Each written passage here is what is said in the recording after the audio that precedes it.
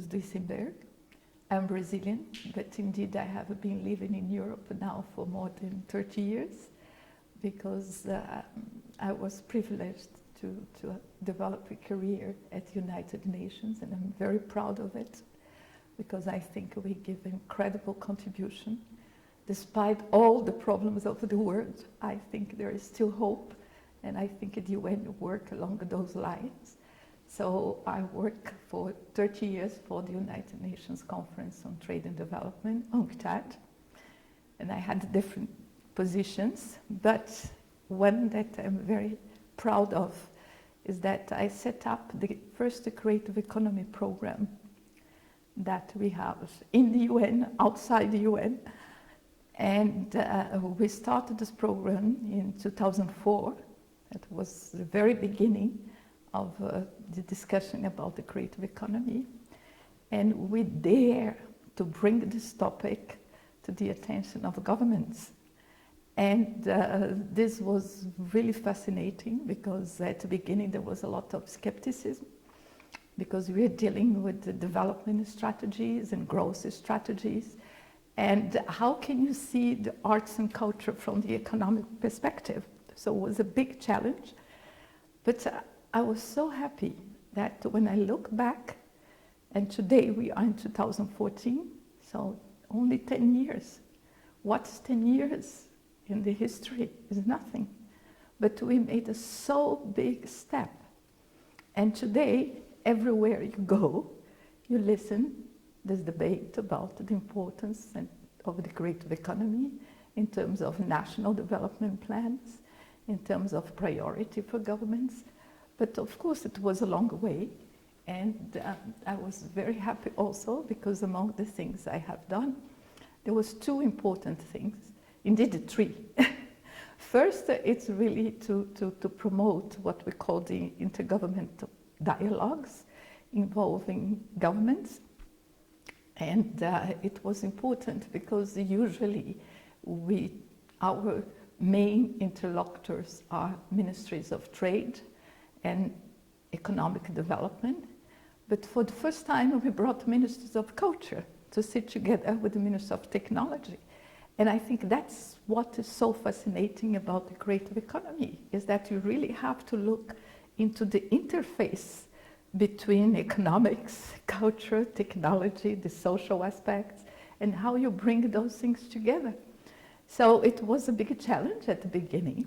And that was why I thought we needed to really try to have a report and to try to make people, not necessarily that they have to agree with the same approach, but we should share a vision.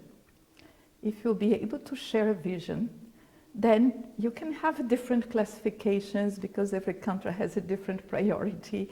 You are in different stages of development, so it's not a one-size-fits-all recipe.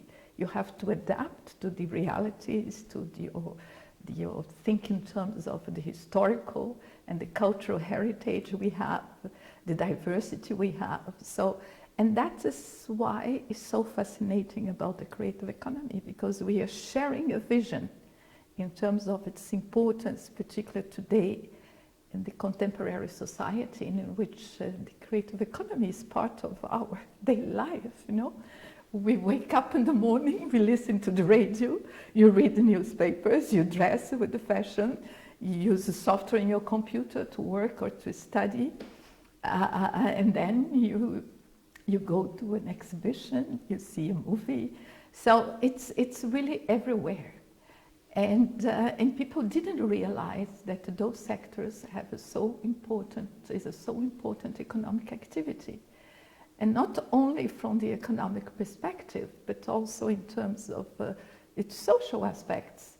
Through the creative economy, you can have a wider conversation with the civil society, to be more attentive, to listen the aspirations of the civil society, to work with the communities, to work with the poor countries. In my country, Brazil, Colombia is doing fantastic work using creative economy policies for really to bring the youth that otherwise they will be completely excluded from the society.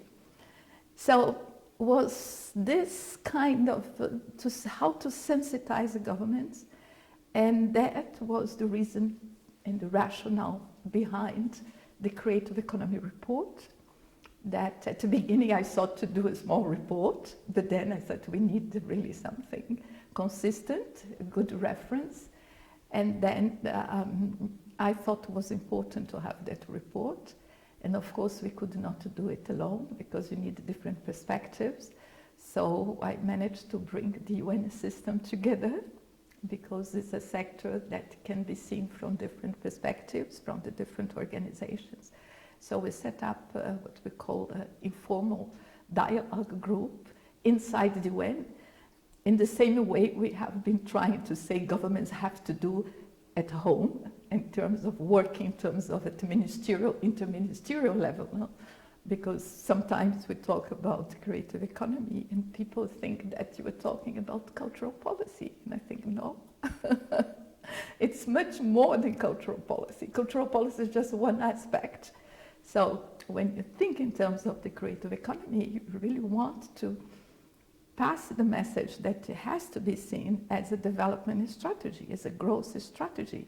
So you need a policy that will help to bring it together the different ministries or secretary, depending on the level you are working.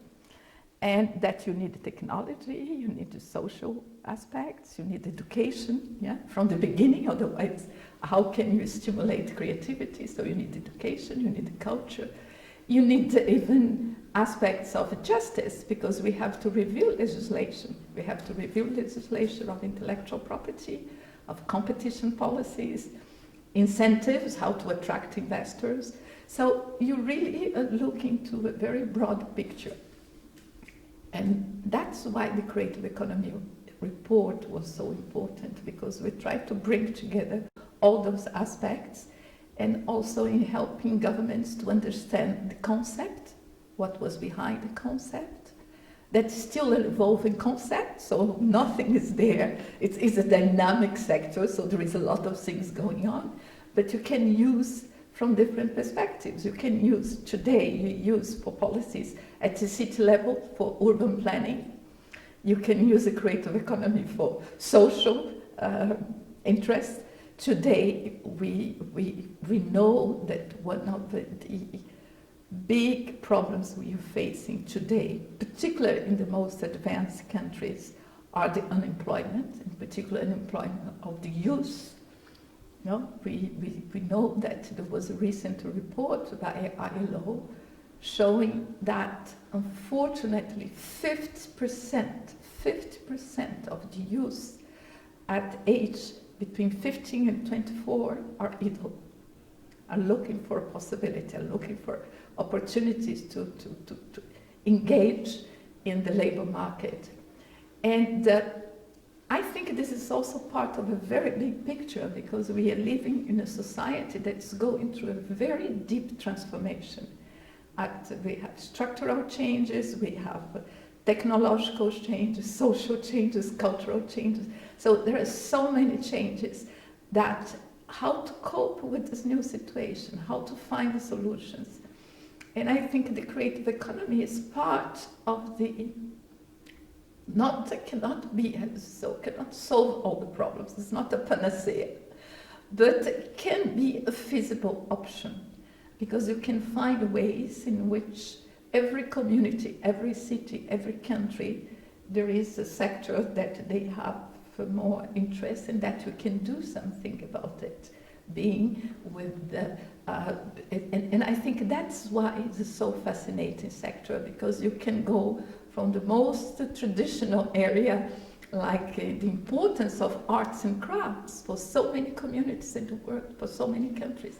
Even if you have the most advanced country like the US, they have a very big exports of arts and crafts. So it's a sector that should not be neglected, yeah, because it's part of the traditional knowledge, it's part of the culture. It's in particular in a word that you are looking to diversity, yeah. And we have in this group of people who are here, and they are replicated all over the world, we know this these a new archetype almost maybe of people who are working within the across the boundaries, as the kind of creative economy to describe it does. And what's your sense of how do institutions respond to these people who are operating often in quite independent spaces, often outside of the view of institutions, reinventing craft in the 21st century by working across very different technologies and very different communities? What's your sense of how does an institution respond to this new kind of? I think it's a so big challenge that we have to rethink everything. And I think institutions, they are also involved in this process. Sometimes in a conscient way, and sometimes they even don't realize that there are so many changes going on, and they have to adapt. And if they don't adapt today, or you are in, or you are out. There is no in between. So you have to rethink. And I think what is important in all this reflection is the fact that we have been thinking we need what we call this more holistic approach. You have to look into the broad picture. But in this picture, everybody has a role to play. And governments has a role to play, in my view, as facilitators. Why? Because we know we have as a heritage of the financial crisis, and we know that all governments have huge public deficits. So you can no longer expect that we have subsidies for arts and culture like there was in the past. So the creative economy thinking, it's really, we are thinking in terms of you can reconcile arts, culture with business, with investments, with technology, with trade, entrepreneurship. All this are together. It's not one thing or the other. It's how this interface works. And that is where I see the importance of having the role of the governments, the whole of institutions, is to put the right policies in place. Once you have things in place, you have an environment that will be conducive to attract investors, to attract the private sector, because the creative economy works with the private sector. And I think a key aspect of the creative economy, and this is why I'm very happy to be in this discussion and to interacting with the youth, because they are part of the solution. And the creative economy is not only the fact that you should have developed skills, have creative ideas, but how you transform those ideas into products, into services that has a market objective, because you have to sell your products in order to be able to survive for your work. So we don't want to continue to talk about artists that has an incredible talent that is only recognized when they are dead, And when they are living and they are producing things, they have to find a work as a taxi driver and do their paintings only the weekends if they have time, because they have to survive. No, we have to find ways in which every artist, every creative professional should be proud of their work and should be able to live from, to have a living from their work. And I think this is the responsibility of governments, to have policies, to look into, to have some safety network for artists and creators, because this is a problem that sometimes they feel a little bit uncomfortable, because we are telling the youth, this is an area that you should look into, because offer opportunities. But on the other hand, we don't want the youth, we don't want this generation come back to my age when we are retiring if they don't have safety net, they don't have pensions, they don't have health insurance. So you have to deal with the social legislation, no? So this is the role of governments. The role of governments is also to provide the infrastructure they need to work. So we should have access to broadband if you want to be creative. If you want to provide creative content, digital creative content, put in the internet, distribute. So you should have the facilities. You should have education, a good level of education. And when I say education, it's continuous learning, because it's not only the traditional education, we end at university and that is over. It's no longer like that. No, we need to learn all the time because things are changing so fast. So I think institutions, governments has a very strong role to play. Although we are not asking them to put the money in the sector, but we want them to have policies in place to support, for instance, SMEs, because the creative sectors, you have micro business, because from one side is what we call, there is the missing middle, no? And because on one side you have bigger conglomerates, but 85% are micro enterprises. So you need the policies in place in which those enterprises could survive. So maybe you should review tax legislation for those companies at the very beginning to support the youth to start their business, their creative business. So governments has a role to play in this sense. Institutions have a role to play. University academics, professors have to rethink their methodology, have to rethink their curriculum, because we have to have this multidisciplinary approach if we want things to happen. And in my view, another important aspect is the fact that it's not one or the other, because the creative economy, we are work in networks, yeah? And we have to bring it together, public sector, private sector, NGOs. NGOs are doing incredible work at a different level. We need foundations like this one. We need everybody. Everybody has to give its contribution because we are in the same boat, no? And it has to be a win-win. But we need to play our role at the different levels of responsibility and at the level in which you can really look in terms of find a solution for problems that we are facing today, like unemployment, like changes in the structure of the labor market, like this transition that we are from the industrial era to the knowledge-based era towards the green economy. You know, how you bring this notion, and that we need also to think in terms of how you can have an economy that will be greener. So there is so many different aspects in that. There are so many different aspects to be brought together. We've been talking here about the characteristics of people who are effectively conveners, who bring together disparate interests, and either in terms of their enterprise or in terms of kind of wider development, people who are creating the new intersections. And I just wondered, what's your, because I think you've been one of those people within the UN context, what's your sort of personal kind of sense of what are the characteristics of a convener? What do you need to be able to do? What are your skills to be able to have those, to bring those different ideas together, those different people together? You see, I really think that you have to have a vision. I think it's very important to have a vision and really to have a strategic vision and to be able to perceive that things are much bigger than us, and that we are part of the whole picture, and we are an important part. Even if you are small, you are an important part of this big picture.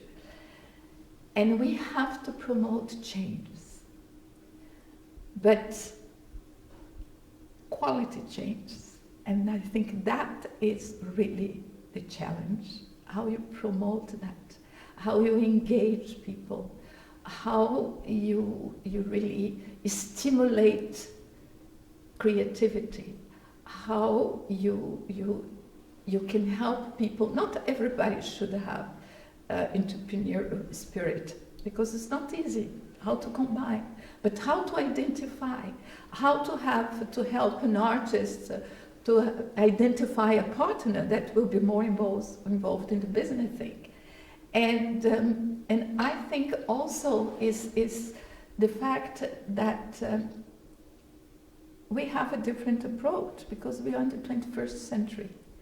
And we cannot function today in the same way as you used to function in the past, because things has changed. The dynamics are different. Yeah, so you have to follow. Technology is advancing very fast. You are part of this big picture. We live in a world. There is a lot of images, text. All this is around. How you assimilate all that? How you feel that you are part of this big picture? And I think that what is important today, and I think I feel so happy when I see this discussion with the youth, because although we could say, well, if you look around, by nature, I'm a very optimistic person. But it's true that if you look around, there is not today, if you read the newspapers, you feel very sad, no? From political side, it's so sad what is going on in the Middle East and so many parts of the world. I work with UN, so we have been dealing with the conflicts for so many years. And it's unbelievable to think that in the 21st century, there are still people reacting as you were in the Middle Ages. It's crazy, the time of Inquisition. Yeah? So it means that the society, instead of advancing, we are coming backwards. No? We are still fighting, yeah? Like middle-aged people. It's amazing. Then you have to deal with the health issues, so important. And we live in a so interdependent world, so interdependent. Everything that happens in one country impacts in another one. So we are part of this globalized, connected society. So you cannot see things, this is their problem. No, this is our problem. We have to find a solution, common solutions, yeah? Because the things affect one another. When you see the crisis, no, you went to this financial crisis. 6 years late, we are not yet there. Recovery is very fragile. And October is still, so just if you see the stocks last week, it's crazy, volatility. So everything, so if you read the newspapers, there is, we feel sad, we feel pessimist. But as I am optimist, I prefer to see the youth.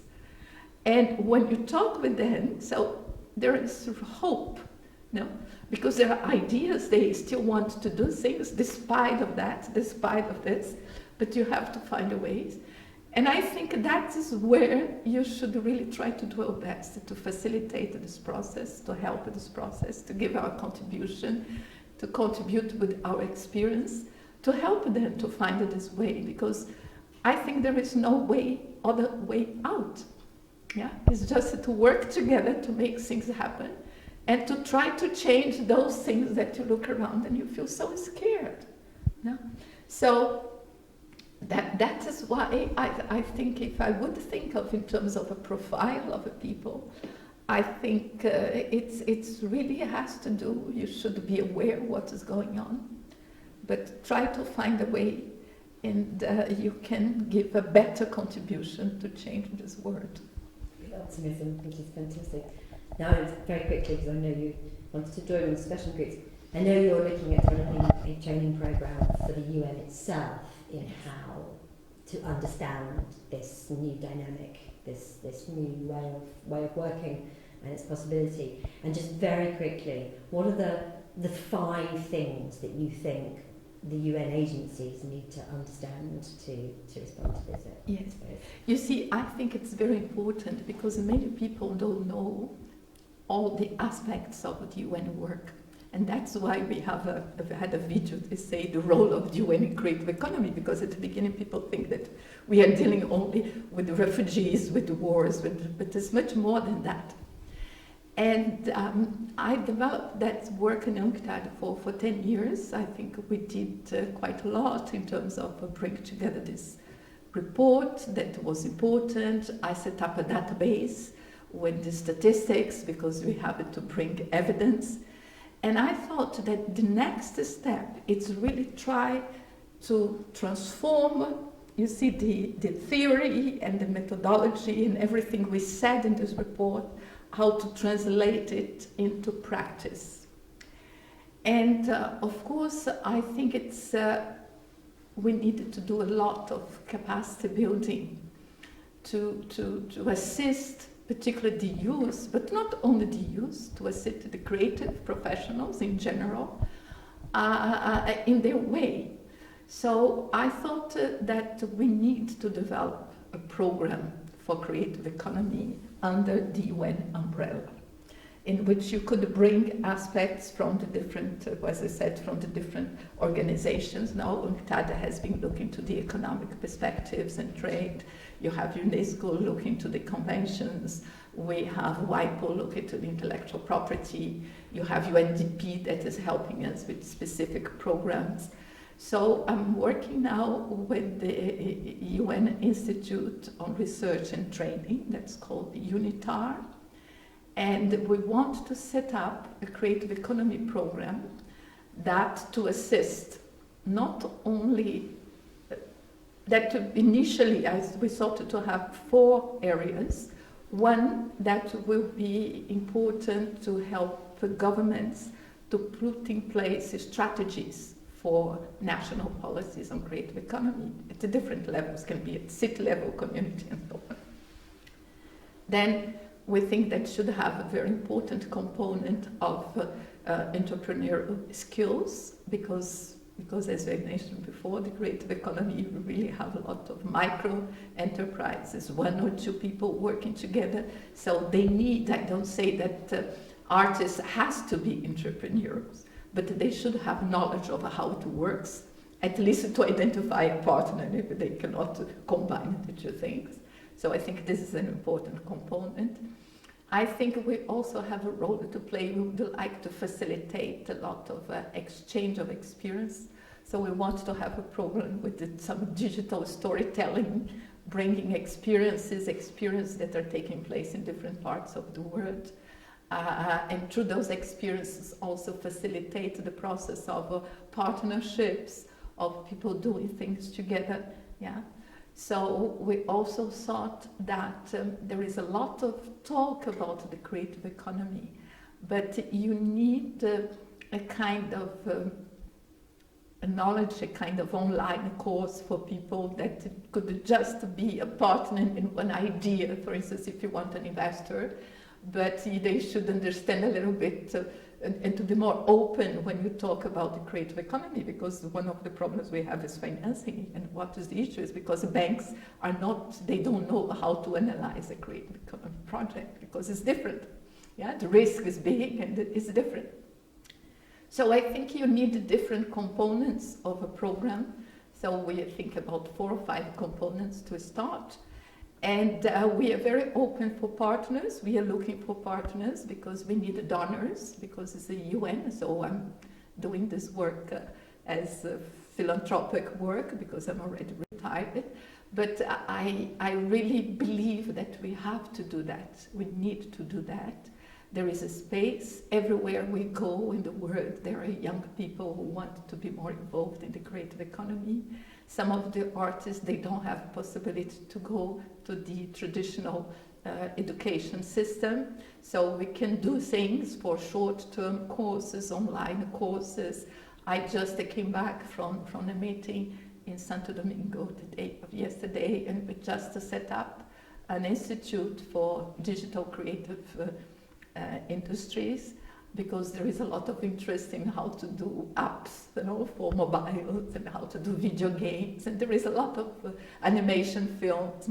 There is a lot of things, and the youth, they have a so big interest for those sectors. So we have to respond, and the way to respond is really trying to help them to have a better formation, to have an education, to be aware of things that are going on, because things change very fast, particularly with the technologies.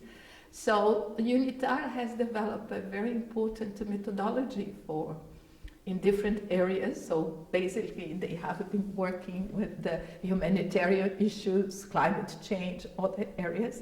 So why not to have a program on creative economy? So now it's my challenge.